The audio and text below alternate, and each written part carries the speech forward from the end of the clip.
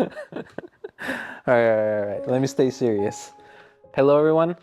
My name is Manases, or Manassas, as some of you may know me.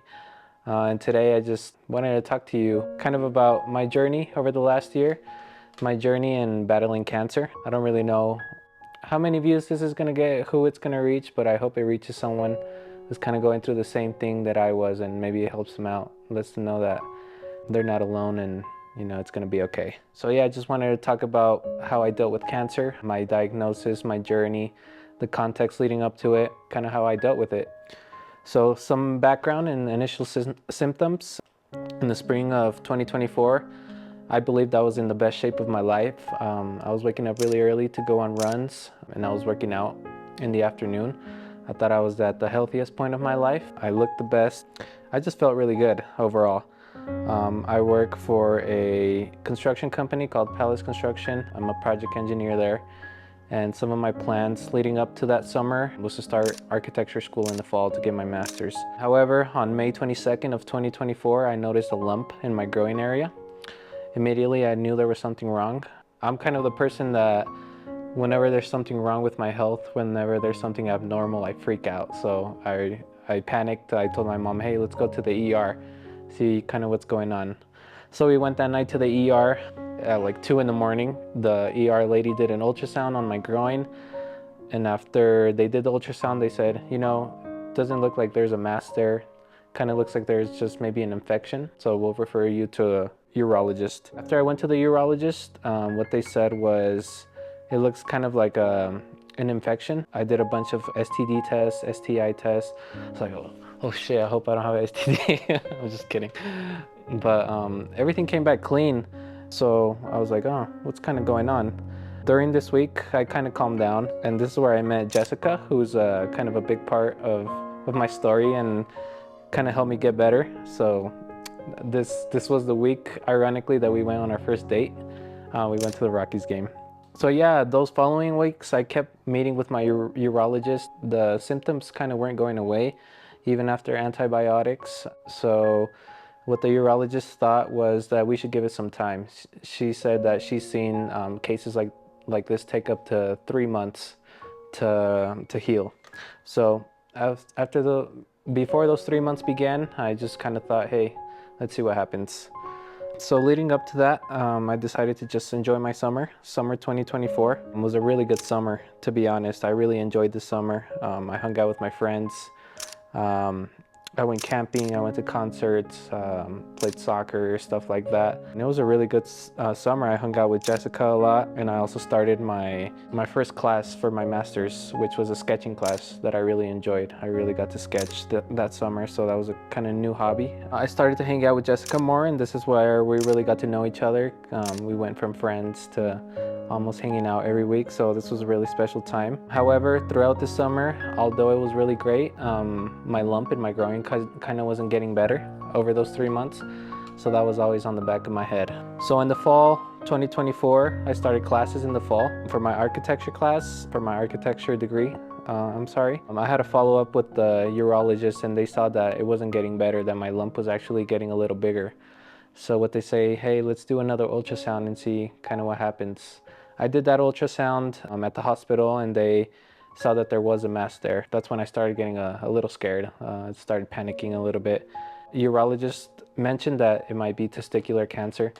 And at the time, I wasn't like panicking or too scared about it. I knew we wouldn't know until I did a surgery. So that's kind of what my urologist recommended. So I had a CT scan. I then had a surgery for that lump in the. Oh, something I forgot to mention was when they did the CT scan, they not only found that lump, but they found another lymph node in my stomach that kind of developed from that original lump. So the urologist thought that it was a good idea to start with the first surgery, which was the lump in my groin. They took out that tumor, they sent it over to pathology, and that's when they found that it was a mixed germ cell tumor. That basically means that there's multiple components to it. Some components were like bacteria, yolk, teratoma, but some of it did come back positive for testicular cancer. After that, I was referred over to an oncologist. The oncologist deemed that probably chemotherapy was the route I needed to take, just because I still had that lymph node in my stomach and my blood levels were still showing tumor markers. So they said, you got to do some chemotherapy. At this point, I was pretty sad, to be honest. You know, nobody wants to hear that you have cancer at 23 years old, but it's just something you have to do. You know, you hear stories, you watch TV shows about cancer, and it's hard. It's tough, but at this point, it was really sad. But I also knew I had a lot of hope. Something that gave me comfort is that this type of cancer is pretty treatable. My cancer was caught early in the process. When your cancer gets caught pretty early, you know, your chances of survival are much higher. Even if it gets caught late in the process, you still have a chance. So that's something that gave me comfort. You hear the word cancer and your first thought is, oh, I'm gonna die. But it's not always the case. There's a lot of research, there's a lot of doctors, there's a lot of science. So that was something that gave me comfort. I also knew that I was gonna be okay. No matter how hard it got, I knew I was gonna be fine. So that's something that gave me comfort. And at this point, the only people who really knew what was going on were my close friends, Jessica, and then my parents as well. So those are the people who really helped me throughout this whole process. I remember telling Jessica, we were getting a little serious at the time. We were falling in love with each other. And I remember telling her, hey, I think this is the wrong time to fall in love. You know, I'm going to go through something really tough. And something that really comforted me was when she said, maybe it's the right time to fall in love. And that just made me think about like the people who you really want in your life are those who are gonna go through hell with you. So she was one of those people, and definitely gave me strength to go through that. I also didn't really process what was going on at the time. Totally did not process it. I was just kind of going through the motions. I was like, oh, okay, I kind of have to do this. I was still really focused on school, so I think that helped me until I started chemotherapy, but I had to end my semester, take a break from work, and go fight this thing. So chemotherapy started up in November. Something I had to do before that was get a port placed in your chest. This kind of helps so the nurses, when they're giving you the medicine, they don't put it through your vein, because the chemo, if it like drips down your vein, it can be very harmful to your veins. So I got a port placed in my chest in October. They let me know that November 4th was my first chemotherapy. I started chemotherapy on November 4th. My oncologist thought that 4 cycles was the adequate treatment. And the process for me was 5 days a week. For 1 week, I went in at 8 in the morning and I would get out around 1. I would get hydration first for an hour. I'd get the first chemo, then I get another hydration, then I get the last chemo, and I get some more hydration. So it was total about 4 to 5 hours daily during that chemo week. So I had to go 5 days a week for 1 week, and then I got 2 weeks off to recover, and I had to do that process 4 times. And just to talk a little bit about chemotherapy, it was definitely scary. The first second that they inserted that medication into my blood, I got a really bad reaction. I had I don't know if I had like a panic attack, but my body just did not want to accept that. Fortunately, the nurses kind of know what's going on. They've seen people get reactions. They helped me just give me the medicine slowly, and my body just got used to it. The first 2 cycles weren't really too hard. I remember my main symptoms after chemotherapy were nausea and loss of appetite. So it really wasn't horrible the first two chemotherapies. I felt kind of sick, really sick the first couple of days after chemo, but the 2 weeks I got to recover, I started to feel good after. I actually went out for walks, played a little bit of soccer with my dad, a little bit of baseball. So those first 2 cycles were not the worst, to be honest. The next 2 cycles were really tough to be honest. I had very bad nausea and dehydration, and I just feel so sick. I've never felt so lifeless in my life. But something that gave me strength was each chemo session, my cancer levels were going down. My oncologist said I was doing good. The chemo was working. So that was really good, and that gave me a lot of strength and peace for me and my family. After the last chemo session, my oncologist told me that my cancer levels were back to normal. I still did a scan, and the scan still showed that little lymph node in my stomach that I mentioned earlier, but it was getting smaller. So that was good. He deemed that chemo worked, and it was official. I was done with chemotherapy. At this time, I also made it official with Jessica. We were officially dating, so that was really, really nice. When I tell a lot of my friends and family that happened, they're really surprised. They're like, wow, during cancer, really? And I was just like, yeah, it just felt like the right time. My family was also very relieved. They were there through every step. My parents are amazing. If I didn't have good parents, it'd be really hard. But my mom was there researching and feeding me whatever I needed to do. And my dad was also there for me every step, you know, ready to take me to the hospital or ready to just do whatever for his son. Now I'm in recovery. For the past 5 months, I've been recovering. Some of the things I've struggled though is recovery. It's hard, to be honest. I think recovery has been harder than when I was actually in chemo, actually. And it can be different for everyone else, but just kind of sharing my experience. Some of the things that I struggled, some side effects from the chemotherapy is I got a blood clot in my lung. That was pretty painful. I had back pain, headaches, fatigue, and mental health has been difficult as well. After I finished treatment, I developed a blood clot in my lung, like I said.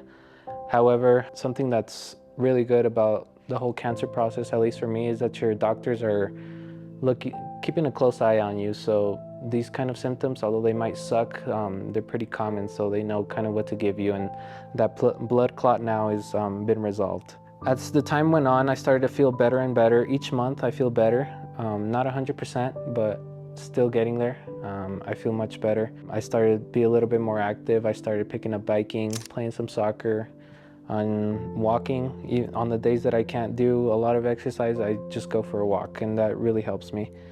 I have to remind myself that recovery is not linear. It has its up and downs. Sometimes that gives me a lot of anxiety when, for example, a lab test comes back a little abnormal. For example, last month, one of my kidney levels was a little elevated, so I got really anxious. I'm like, oh my gosh, what's gonna happen? But it went back to normal. I just have to remind myself that, you know, I gotta take it one day at a time, one step at a time. There are very tough days, both physically and mentally, but you have to live the day by day. In March, I was officially in remission. My doctor told me that I was in remission, that I was cancer-free. After hard work, hearing that you beat that, it was really great. I lost all my hair during cancer, and now my hair is starting to grow back a little bit, as you can see. In March, I went back to work. My work was very understanding and cooperative during this process. I thought that I was gonna go back to normal and work 40 to 50 hours a week like I normally did, but my body was like, no, you can't do that yet. So right now I've just been working 30 to 35 hours a week. And I also really want to thank my work because I kid you not, I have to go to the doctor almost every week, and at least once or twice a week. And they've been super cooperative and helped me out and just been there for me the whole process. I've started to do more activities and return to somewhat of a normal lifestyle. You know, I've been to some Rockies games, some Nuggets games, been fishing, been playing more sports, so that keeps my mind busy. So what are the next steps? Some of the next steps are I have to do a surgery for that lymph node that's still in my stomach.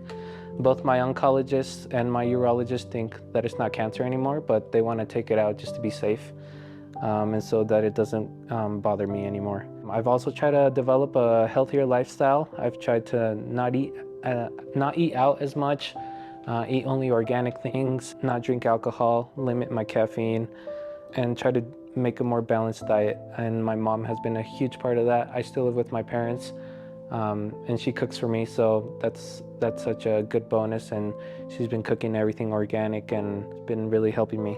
However, during recovery, mental health has become much more difficult, to be honest.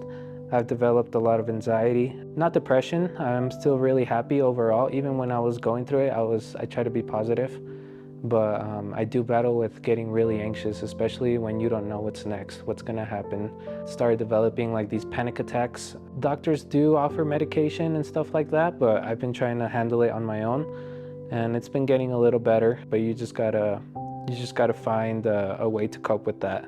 So what are the biggest takeaways I got from this journey? It's been a really tough journey, to be honest, but the first big takeaway that I got is that cancer is treatable.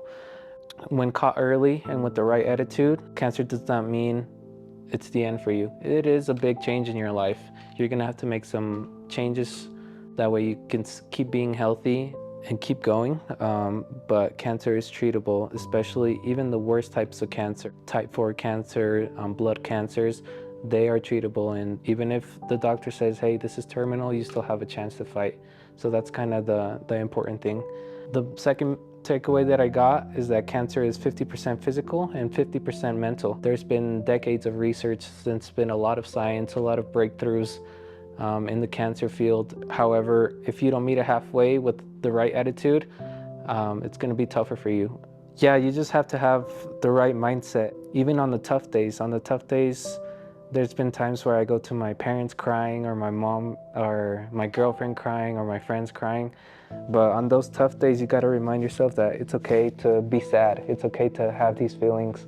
But at the end of the day, you have to choose to fight. Every day is a fight, but every day that you wake up is an opportunity to go fight. So that's something really important that I learned. Sorry.